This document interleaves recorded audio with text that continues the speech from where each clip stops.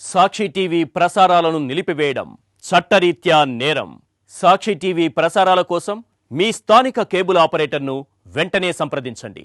డిటిహెచ్లో ఇంటర్నెట్లో కూడా సాక్షి టీవీ ప్రసారాలను వీక్షించవచ్చు. బాలీవుడ్ స్టార్ యాక్టర్ సల్మాన్ ఖాన్ పై పాకిస్తాన్ తీవ్ర ఆగ్రహం వ్యక్తం చేసింది.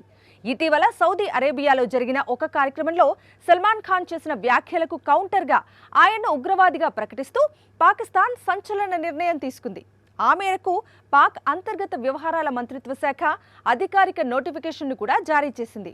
రియాద్లో జరిగిన జాయ్ ఫోరం 2025లో పాల్గొన్న సల్మాన్ ఖాన్ మధ్యప్రాచ్య దేశాలలో పనిచేస్తున్న దక్షిణాసియా వలసదారుల గురించి మాట్లాడుతూ బలూచిస్తాన్ ప్రజలు, ఆఫ్ఘనిస్తాన్ ప్రజలు, పాకిస్తాన్ ప్రజలు అందరూ సౌదీ అరేబియాలో కష్టపడి పనిచేస్తున్నారు అని పేర్కొన్నారు. ఈ వ్యాఖ్యల్లో సల్మాన్ ఖాన్ బలూచిస్తాన్ను పాకిస్తాన్ నుంచి ప్రత్యేకంగా పేర్కొనటం పాకిస్తాన్ ప్రభుత్వానికి కోపం తెప్పించింది.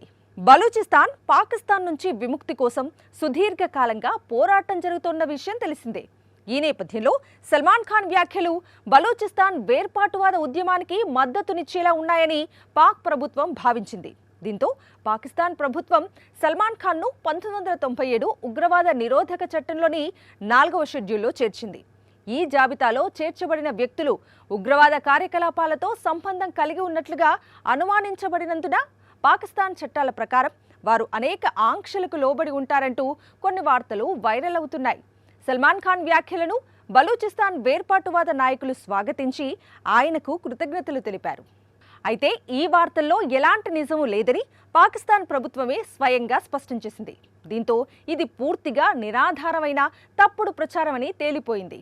పాకిస్తాన్ సమాచార ప్రసార మంత్రిత్వ శాఖ ఈ వార్తల్ని తీవ్రంగా ఖండించింది.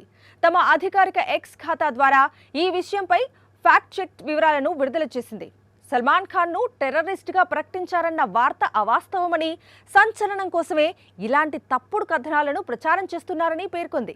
పాకిస్తాన్ జాతీయ కౌంటర్ టెర్రరిజం అథారిటీ విడుదల చేసే నిషేధిత వ్యక్తుల జాబితాలో గానీ, హోంమంత్రిత్వ శాఖ గెజిట్లో గానీ సల్మాన్ ఖాన్ పేరు ఎక్కడా నమోదు కాలేదని స్పష్టమైంది.